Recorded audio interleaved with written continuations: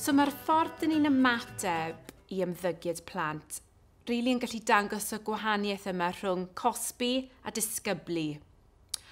Gyda plant bach, os dyn ni'n defnyddio cosbi, dyn ni'n gallu newid yr ymddygiad yn y tymor byr, falle trwy ofn neu cywilydd, ond wrth i blant fynd yn hŷn, mae'r strategaeth yma ddim cweit yn gweithio iddyn nhw wrth i nhw fynd yn hŷn. Ac hefyd, mae cosbi yn gallu gael effaith negyddol ar hunan barch a hunan hyder plant. Ar y llaw arall, mae disgyblu sy'n dod o'r Lladin addysgu yn trio creu newid tymor hir yn ymddygiad y plentyn. Ac hefyd, mae'n helpu hybu hunan hyder a hunan parch y plentyn. Felly mae'n sefyllfa positif i'r plentyn ac i'r rhiant.